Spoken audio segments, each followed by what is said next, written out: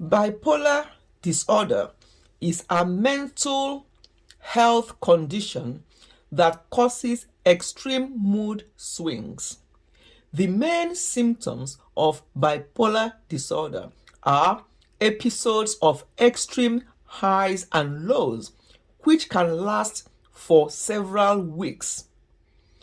Treatment includes medication and talking therapies.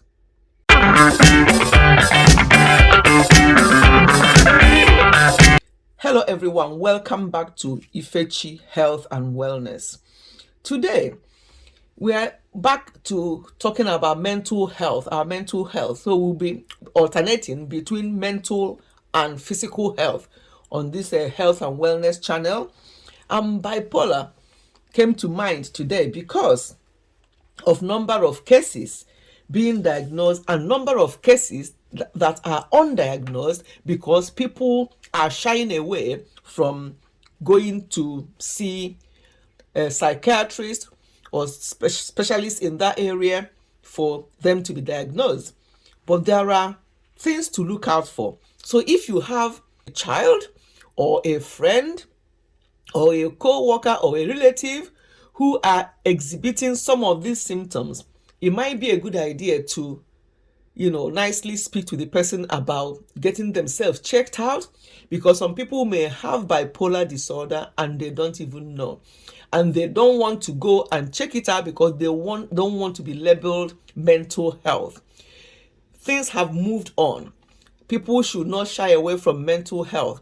Mental health and physical health, all the same. It's all they're all in your body, from head to toe, are parts of your body. So you don't have to shy away from this, because the earlier you seek for help, the better for you. Sometimes untreated mental health can lead to people doing all sorts of things to themselves or to others, and then people will be blaming them for doing it. They don't even know what had pushed them to do what they've done. So that's why it's important, if you have anybody around you and you suspect that they have some of these symptoms I'm going to list out now, encourage them to seek help. So, what are the symptoms or some of the symptoms of bipolar disorder? Number one is feeling sad, hopeless, or irritable most of the time. Number two is lack of energy. Number three is difficulty concentrating and remembering things. Number four is loss of interest in everyday activities, what they normally do before they start losing interest. Number five is feeling of emptiness or worthlessness. Number six is feeling of guilt and despair. Number seven is self-pessimist about everything. They're pessimistic about anything. They're not, they're not optimistic at all. They are just very, very pessimistic, and maybe that's not normal for them before. Then that's a warning sign. That's a red flag.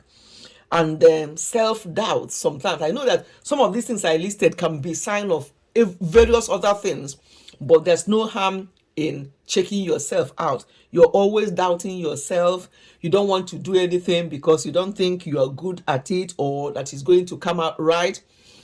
But some of these things, symptoms I just listed here, can also be symptoms for other types of health condition. So it's just a case of when you think that there's something not quite right with this person, this is not normal for them, and it's been going on and on for a while. Encourage them to seek help. If they are your relative, take them to a specialist to get assessed. They can rule out bipolar. It can be something else, but it's always good to check this thing. Just like you go for your medical checkup for physical health, it's also good to go for checkups for your mental health, because nobody sees what is inside your brain. Inside you, nobody sees that. But if you have a physical injury, everybody will see that and notice. But when it's inside up there, nobody sees that. The only way is when you go to be assessed. They will ask you a few questions. There are things they will ask you. They know how. I'm only giving you just basic But when you go to the specialist, they know what they're looking out for, and they will be able to assess you. And obviously, if it's identified that you have bipolar disorder or any other type of mental health condition, they will be able to give you appropriate medication, or talking therapies may just do it. You may not even be on medication. But please don't shy away from these things. They're all normal issues now that people have. So the earlier you seek help, the better.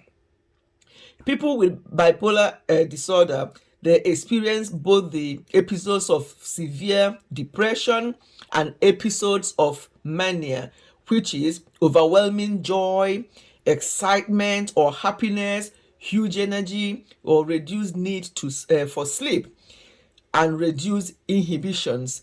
So these are all part of it as well. So there are, when you see somebody, 1 minute they're very happy, the next minute they're very sad, they are going from one low to high and all the rest of it.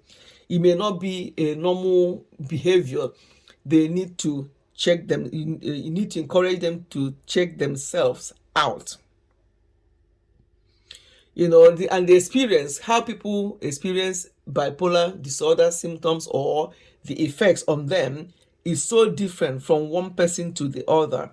So it's not a one size fits all.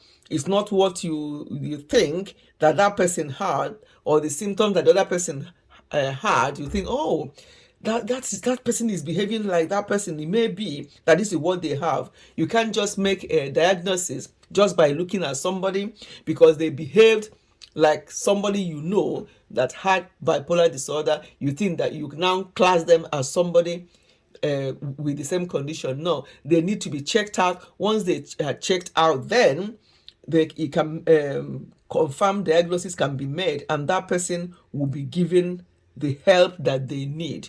Because if it's left and it goes on and on, the symptoms will become worse, and the person will be going lower and lower, and then it may lead to other higher types of mental health condition. So the earlier people seek help, the better. And also, people are around people like that, please do not make fun of them. Do not tell them, oh, you are this, or just using some words thinking that is funny. It is not funny. Don't make jokes of them at all, because anybody can be in that situation at any time. I've always said it, there's very, very thin line between sanity and insanity. Anybody can go that way depending on your life situation and what is happening around you. So always encourage people with some of these symptoms I've just listed out today, or if you notice anything that is not quite right with your child, with your relation, with your co-workers, with anybody around you, encourage them to seek help. That way things will be caught at an early stage, so that they can get the help that they need, appropriate help that they need. Okay, I'm going to stop it here. Just a quick insight into bipolar disorder. Next time, I'm going to talk more about it, just to bring more issues, more things regarding bipolar disorder in my next video. But for now, this is just a basic insight into bipolar disorder, because apparently the diagnosis of this condition, or people developing this condition, this mental health condition, is actually increasing. So we have to be there for each other, okay, and help each other out. I'm going to stop here. Thank you so much for listening. Goodbye and God bless.